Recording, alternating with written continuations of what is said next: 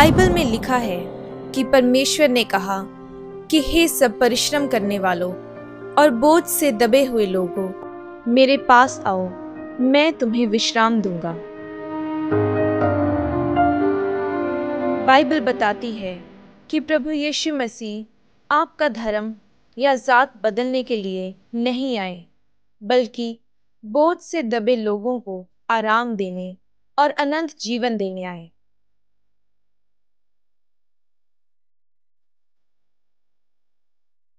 आप सभी को ये जानकर बहुत खुशी होगी कि पंजाब के शहर जलंधर के गांव खांबरा में प्रभु यीशु मसीह का एक पवित्र भवन है, जिसमें परमेश्वर के दास प्रेरित अंकुर नरूला जी परमेश्वर के वचनों को सुनाते हैं।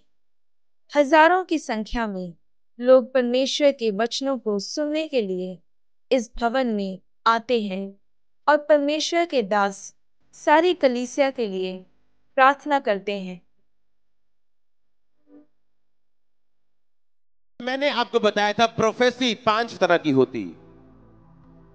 सबसे बड़ी प्रोफेसी जो आपको चाहिए वो नहीं जो मैं दूं, वो है जो ऑलरेडी वचन में लिखी हुई है।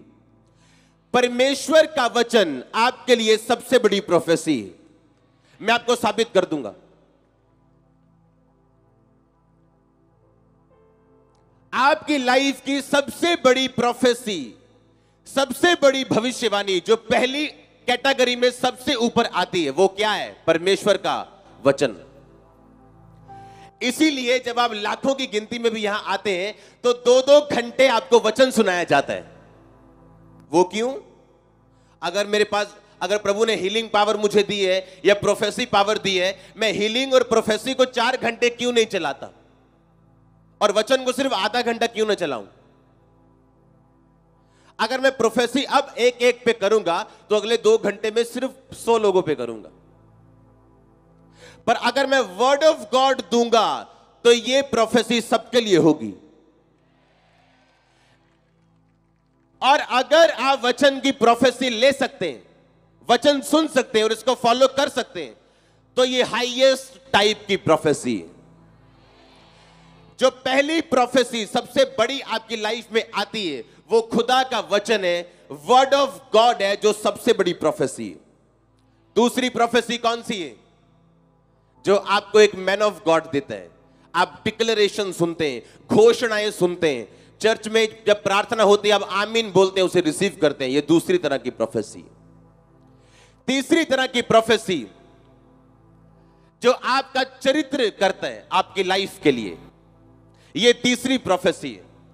आप अपना फ्यूचर देखना चाहते हो तो अपनी लाइफ का चरित्र देख लो। आपका जैसा चरित्र है आपका वैसा फ्यूचर होगा। ये तीसरी तरह की प्रोफेसी है। आप मुझे अपना चरित्र बताओ, मैं आपको आपका फ्यूचर बताऊंगा।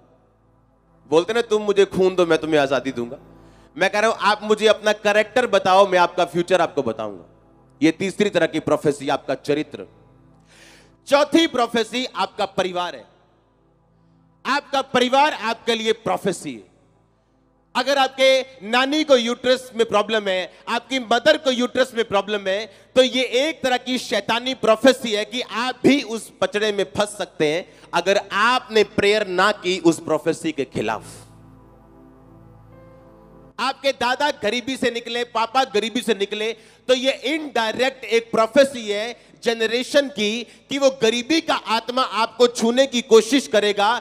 जब तक आप परमेश्वर के वचन में जाके बोएंगे नहीं, प्रेयर नहीं करेंगे, अपनी जिंदगी को परमेश्वर के वचन के हिसाब से नहीं चलाएंगे, तो वो एक प्रोफेसी है कि वो गरीबी आपका हिस्सा होगी अगर आपने ध्यान नहीं दिया। ये चौथी तरह की प्रोफेसी है। पांचवी तरह की प्रोफेसी आपके दुश्मन आप पे करते हैं। जिस तरह आज आपने गवाही सुनी होगी, तू कभी बाहर नहीं जा सकता, तेरी कभी शादी नहीं होगी, तू कभी सफल नहीं होगा। वो आपके रिश्तेदार करते हैं, आपके दुश्मन करते हैं, अपने करते हैं, पराये करते हैं। जो बाबाओं ने आपके खिलाफ पैसा खाया होता है वो लोग करते हैं। और ये प्रोफेसी भी आप तोड़ सकते हो, क्योंकि आपके अंदर जो है उससे बड़ा है उस बाबे से जो उसके अंदर है। तो आज मैं पहली प्रोफेसी की बात करूंगा जो परमेश्वर का वचन है। आपने प्रोफेसी की पावर देखी है, ये पहली गवाही नहीं थी चर्च में। हां, ये पहली गवाही नहीं है प्रोफेसी की। आप ये सोचो, अगर मैं आपको प्रोफेसी दे रहा हूं आपकी लाइफ में, ये गवाही है। सोचो अगर आपने वर्ड ऑफ गॉड फॉलो कर लिया जो इस प्रोफेसी के भी ऊपर है, तो आपकी लाइफ कैसी होगी? हाँ या ना? आप जब बाइबल पढ़ते हो, आप जानते हैं जब शादी होती तो दूल्हा दुल्हन खड़े होते हैं और पास्टर वचन दे रहा होता है। 99% लोगों को पता क्या लगता है? हाँ हाँ, बाइबल में से बात हो रही। सब लोगों को ऐसा लगता है। एक वर्ड में, एक लाइन में इतनी ताकत है कि आपके जनरेशंस को वो बिगाड़ सकती है या सुधार सकती है। अपने ओरिजिनल वचन में जाने से पहले मैं आपको एक वचन पढ़ाना चाहूंगा। इफिसिया 5 उसकी 22 आयत, उसकी 25 आयत को मैं पढ़ूंगा, आप सिर्फ सुनेंगे। उसमें लिखा है, पत्नियों अपने अपने पति के ऐसे अधीन रहो जैसे प्रभु के। पति पत्नी का सिर है, जिस तरह मसीही प्रभु यीशु मसीह कलीसिया का सिर है और स्वयं ही देह का उद्धार करता है। जैसे कलीसिया मसीह के अधीन है, पत्नियां भी हर बात में अपने पति के अधीन रहें। पतियों को बोला, हे पतियों अपनी अपनी पत्नी से प्रेम रखो, जिस तरह मसीह ने भी कलीसिया से प्रेम करके अपने आप को उसके लिए दे दिया। सब बोलो आमीन। 28 आयत को मैं पढ़ूंगा। इस प्रकार उचित है कि पति अपनी अपनी पत्नी से अपनी देह के समान प्यार करे, और जो अपनी पत्नी से प्रेम करता है वो अपने आप से प्रेम करता है। किसी ने भी अपने शरीर से बैर नहीं रखा, वरन उसका पालन पोषण करता है, जैसे मसीही भी कलीसिया के साथ करता है। इस कारण मनुष्य अपने माता और पिता को छोड़कर अपनी पत्नी के साथ मिला रहेगा और वे दोनों एक तन होंगे। सब बोलो आमीन। आमीन। आपको लगता है ये वचन कितना सिंपल और कितना छोटा है? हाँ, और हम सदियों से सुनते आ रहे। उत्पत्ति 26 और 27 बाब, और मैं 27 बाब से सिर्फ 1 से लेके 4 आयत पढ़ूंगा।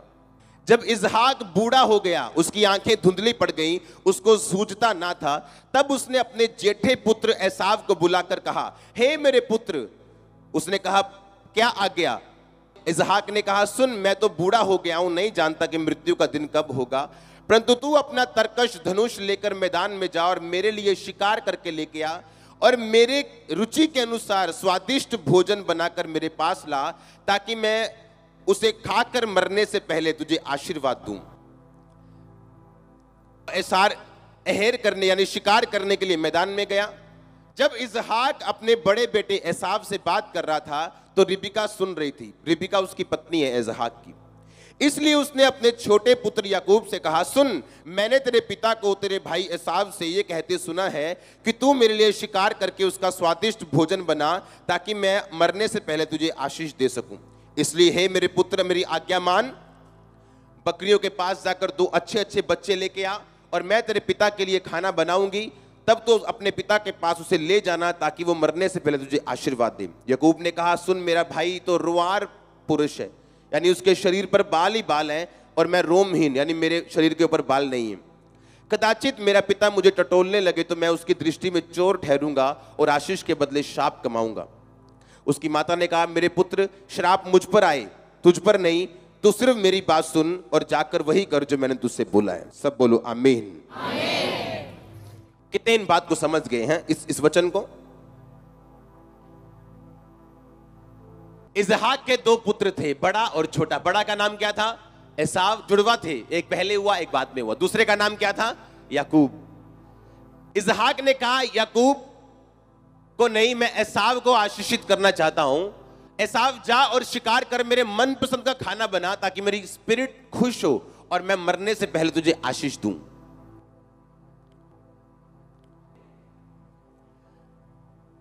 और उसकी पत्नी ये बात सुन रही थी। उसकी पत्नी जो थी वो याकूब से ज्यादा प्यार करती थी। और उसने कहा, याकूब तेरे बाप ने बड़े बेटे को आशीष देने के लिए बोला, अब तुम मेरे अनुसार कर, क्योंकि वो धुंधला था, उसकी आंखें दिखता नहीं था इसहाक को। तू ऐसा कर, तू खाना बना के लेके आ और मैं तुझे पिता के पास भेजूंगी। तेरे हाथों पर और गले पर मैं बकरी के बाल लगा दूंगी, ताकि वो तुझे जब टटोलने लगे तो उसे तेरा बड़ा भाई लगे, और इस तरह से तू आशीष अपने लिए लेके वापस आ जा। समझ आई कि नहीं? एक क्वेश्चन मैं आपसे करना चाहता हूं। आप जानते हैं लेडीज और बंदे क्या बोलते हैं? कई बार बंदे बोलते हैं, मैं अपनी पत्नी के साथ इसलिए हूं क्योंकि मेरे बच्चों की वजह से। हां, और पत्नियां बोलती हैं, मैं ਇਹਦੇ ਨਾਲ इस करके हां क्योंकि अपने बच्चियां दी वजह दे नाल ਅਸੀਂ इकट्ठे हैं। अगर आप इस कैटेगरी में हैं तो आप ऑलरेडी फेल हो चुके हैं अपनी मैरिज लाइफ में। आप फेल हो चुके हैं अभी। अगर आप अपने बच्चों से ज्यादा प्यार करती हैं अपने हस्बैंड से, और अगर आप अपनी वाइफ से ज्यादा अपने बच्चों से प्यार करते हो, तो आप ऑलरेडी फेल हो चुके हो अपनी मैरिड लाइफ में। मैं तो ता नाल आए थे, मेरे न्याणे ना हुन मैं कद ही चली जावां। हाँ, बंदा कहता छाड़े यार, बच्चियां करके रहना, मैं कहता इनू। हाँ, आप ऑलरेडी फेल हो। बस आपका डाइवोर्स नहीं हुआ, आप ऑलरेडी फेल हो, महा फेल हो आप अपने घरों में। अगर आप अपनी वाइफ से अपने बच्चों से ज्यादा प्यार नहीं करते हो, तो आप ऑलरेडी फेल हो चुके हो अपनी मैरिड लाइफ में। प्रॉब्लम कहां से शुरू हुई? मेरा फेवरेट कौन है? एसाव। वाइफ का फेवरेट कौन है? याकूब। मैं चाहता हूं एसाव को आशीष दूं, वाइफ चाहती है याकूब को आशीष मिले। अब हुआ क्या? अब इसहाक की गलती क्या है? क्योंकि अगर आत्मिक लोग भी गलती करें तो उनको सजा भुगतनी पड़ती है उस गलती की। इसलिए प्रभु यीशु मसीह ने कहा, मैं नहीं चाहता तू अंधों की तरह चले, ज्ञान के मेरे बिना मेरी प्रजा नाश हो रही है, ना कि शैतान की वजह से, ना कि बीमारियों की वजह से। क्यों कहा परमेश्वर ने? जिस तरह मसीह कलीसिया का क्या है? सिर है, उसी तरह तुम्हारा सिर कौन है? पति। कहता हर बात में अपने पति के अधीन रहे। पति को कहता, जिस तरह मसीह ने तुम्हारा पालन पोषण किया है देह का, आपको अच्छा लगेगा जिस दिन यीशु मसीह आपकी प्रार्थना ना सुने, आपकी जरूरतों को पूरा ना करे? क्योंकि आप उसका शरीर है, वो आपको त्याग दे, आपको अच्छा लगेगा? यही महसूस होता है आपकी वाइफ्स को जब आप उन्हें त्यागते हैं। हालेलुया। अगर इसहाक और रिबिका इकट्ठे होते, वो दोनों मिल के बैठते, सलाह करते, हां, कि मैं आशीष देना चाहता हूं एसाव को। वाइफ कहती नहीं, याकूब को भी आशीष दो, क्योंकि पहलौठे बच्चों को ज्यादा आशीष मिलती थी।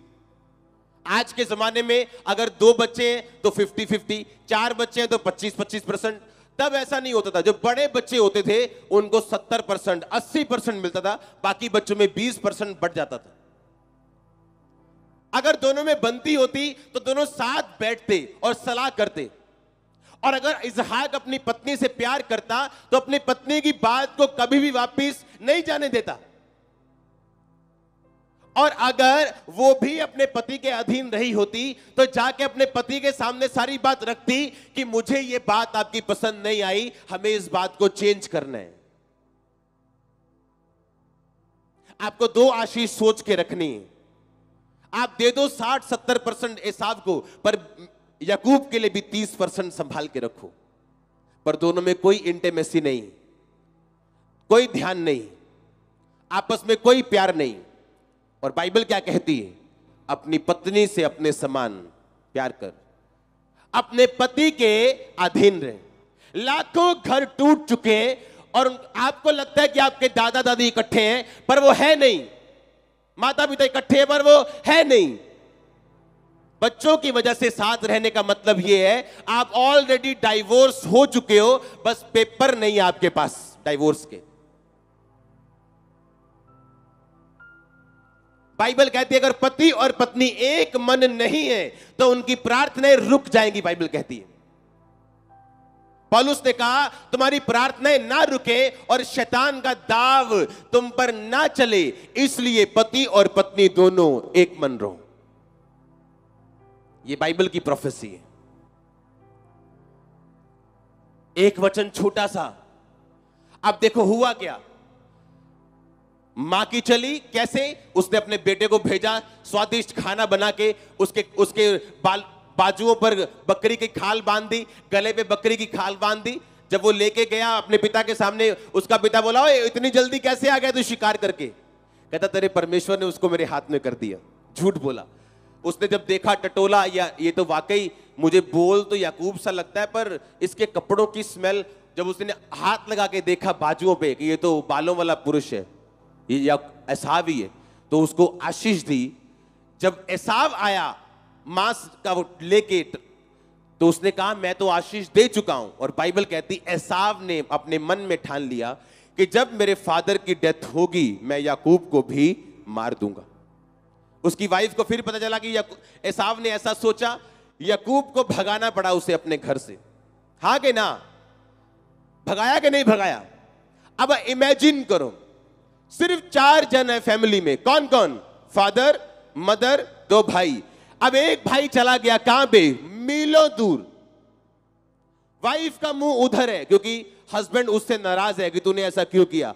हस्बैंड का मुंह इधर है। एक बेटा दूर है और दूसरा बेटा जो एसाव बचा, उसने इस्माइल की बेटी के साथ शादी की जिससे इजहाक नफरत करता था। पूरी फैमिली टूट गई उनकी। रीजन क्या निकला? हस्बैंड और वाइफ के आपस में ना बनना। 2 भाई है, एक कहां चला गया? एक दूर चला गया क्योंकि एक भाई उसको मारना चाहता है। उसकी मां ने बोला था, कहती आशीष तुझको लगे और श्राप मैं कमाऊं। अपने लाइफ के जीते जी रिबिका याकूब को दोबारा कभी नहीं देख पाई जब वो चला गया उसके घर से। अपने फेवरेट बेटे को अपने लाइफ टाइम उसने कभी नहीं देखा। क्या आपको ट्रेजेडी नहीं लगती है? हाँ, क्या आपको ट्रेजेडी नहीं लगती? मैंने कहा क्या दुखी होने वाली बात नहीं है क्या? हाँ, कि जिससे आप प्यार करते हो वो चला गया। हस्बैंड से आपकी बनती नहीं, जिस बेटे के लिए किया वो बेटा दूर भेजना पड़ा, और जो बेटा दूसरा था वो दूसरे का दुश्मन है। अब वो बेटा ना तो बाप को बुला रहा है क्योंकि उसने इस्माइल की बेटी के साथ शादी की जो इसहाक नहीं चाहता था, वाइफ के साथ, मां के साथ बनी नहीं क्योंकि उसने छोटे भाई का साथ दिया। सारी फैमिली कचरा हो गई। रीजन क्या निकला? एक वचन तोड़ना। क्या था वो वचन? पत्नी अपने पति के अधीन रहे, पति अपनी पत्नी से प्यार करे। आपको क्या लगता है? छोटा सा वचन है, कोई प्रॉब्लम नहीं, टूट गया तो, पर उसका असर कहां जाएगा? यीशु मसीह के मुंह से निकला वचन छोटा सा आपकी जनरेशन बना सकता है या बिगाड़ सकता है। आप देखो, जनरेशन बनानी है कि बिगाड़नी है। हालेलुया।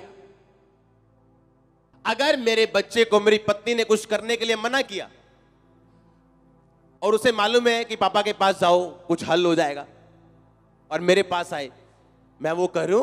मैंने कहा मम्मा ने क्या बोला? मम्मा ने कहा नहीं करना। मैं कहा वही फॉलो करो जो मम्मा ने कहा। हां, जब वो छोटा है उसे मालूम होगा कि ये दोनों टूटने वाले नहीं है।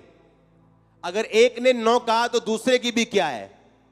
अगर आप सहमत नहीं है मां की नो से, तो बच्चे को यह चीज पता नहीं होनी चाहिए, वो आपके अंदर का फैसला जो बाद में बदला जा सकता है।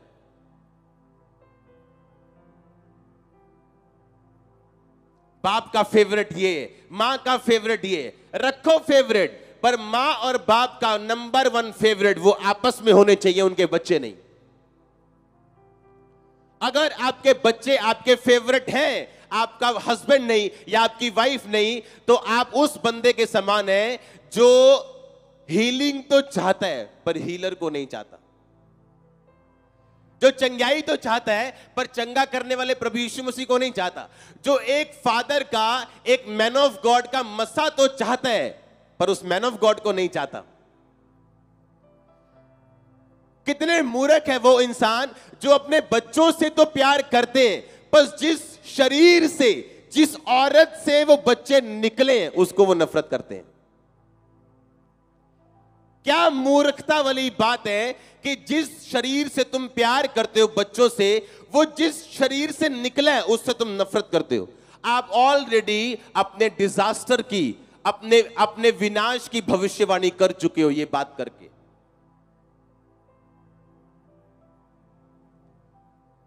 जब दाई बच्चा पैदा नहीं करती तो दुखी होती है मां।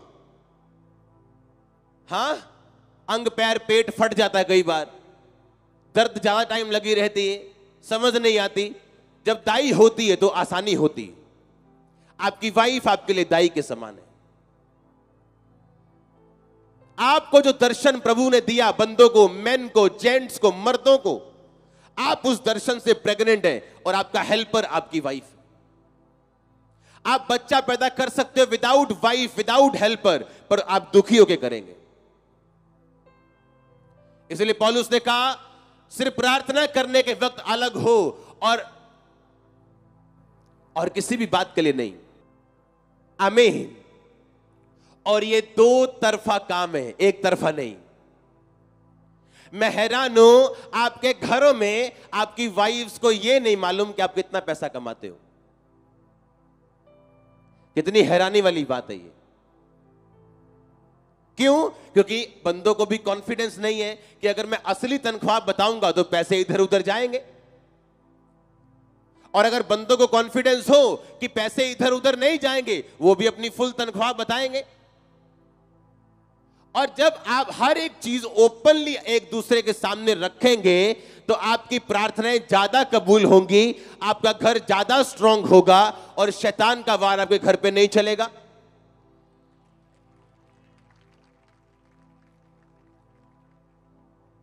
एक गलती क्या थी वो? अपनी वाइफ के साथ कोई इंटीमेसी नहीं है, कोई प्यार नहीं है। मेरा मेरा मेरा फेवरेट कौन है? एसाव। हो सकता है एसाव उसको शिकार का मांस और शिकार का भोजन खिलाता हो, और जब वो रिबिका से बोलता हो खाना बनाई, ओ नहीं है मेरा बिजी है। जो चीजें आपको ग्रेट बनाती है वो क्या है? छोटी। जो आपको गिराती है वो क्या है? पर है क्या? बड़ी। वाइफ और हस्बैंड में जो चीजें एक दूसरे से दूर करती है वो क्या है? छोटी।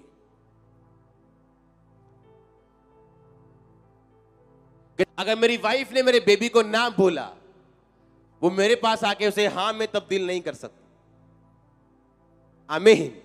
वो ना ही है, और उसको मालूम है कि ये मम्मी ने कहा या पापा ने कहा, बात एक ही है। अगर मैंने ना बोला और मेरी वाइफ के पास वो मनाने के लिए गया या गई तो वो भी ना ही है। क्योंकि हम उससे जरूर पूछते हैं मम्मी ने क्या बोला था, या मम्मी बोलेगी पापा ने क्या बोला था। पापा ने नहीं बोला था तो नहीं है काके। हालेलुया। कितने मेरी बात को समझ रहे हैं? एक प्रोफेसी, वो क्या है प्रोफेसी? कि तुम अपनी पत्नी से प्रेम करो, तुम अपने पति के अधीन रहो, कुछ बातों में, कि सब बातों में, कुछ कुछ बातों में। हाँ, जब पेके की बात हो तो फिर तो मतलब फिर तो देखना तक नहीं, डंडा। ऐसे ही है कि सब बातों में, कि जब भाई की बात हो तब भी। हाँ, कि जब अपने भाई की बात औरत करती हो तब अधीनगी नहीं। हाँ, कि सब बातों में। कहता सब बातों में। आप जब एक दूसरे को समझते नहीं, आप औरत को नफरत दो, वो आपको नरक बना देगी। आप उसको लव दो, वो आपके घर को स्वर्ग बना देगी। हाँ, आपके ऊपर है आप क्या देना चाहते हो और क्या लेना चाहते हो। आप उसको बीज दो, वो बेबी पैदा कर देगी। हाँ, उसमें गुणा करने की शक्ति परमेश्वर ने दी है। हाँ या ना? अब बुद्धि आप में होनी चाहिए कि कौन सी बात हमें, हो सकता है आप किसी और बात पे सहमत हो और वो किसी और बात पे सहमत हो, पर आपकी जो बाइबल सामने खड़ी है वो एक ही बात पे सहमत है। और अगर आप दोनों क्रिश्चियन हैं तो आप बाइबल पे आके खड़े हो जाएंगे। हालेलुया। और इसीलिए तो क्रिश्चियन लोग मरते नहीं। क्यों? अगर एक का दिमाग और है और एक की सोच और है तो आप बाइबल पे आ जाओगे जो एक ही सोच पे। इसीलिए अगर आपकी वाइफ क्रिश्चियन है और आप क्रिश्चियन हैं और दोनों आत्मा में बढ़ना चाहते हो तो आप ऑलरेडी स्वर्ग में हो। धक्के खाते भी आप आ जाओगे लाइन पे, ओ आमीन छोटा चर्च। आप मेरी बात समझ रहे हो कि नहीं? ये वर्ड की प्रोफेसी है, वचन की भविष्यवाणी है जो मैं आपको दे रहा हूं। एक छोटी सी बात जो हम मैरिजेस पे सुनते हैं पर कभी ध्यान नहीं दिया। एक छोटी सी बात जो हम बाइबल पढ़ते पढ़ते ऐसे ही गुजार जाते हैं और हमने कभी ध्यान नहीं दिया। इमेजिन करो एक आत्मिक जन। मैं आपको एक क्वेश्चन पूछना चाहता हूं। एक आत्मिक जन इसहाक जिस पे प्रभु का अनुग्रह है, उसकी फैमिली के साथ ये ट्रेजेडी हुई क्योंकि जिस दिन ये दो मन होना शुरू हो उसी दिन बैठ के उसको हल करो एक मन होने के लिए। छोड़ो मत अपने पार्टनर को। आमीन।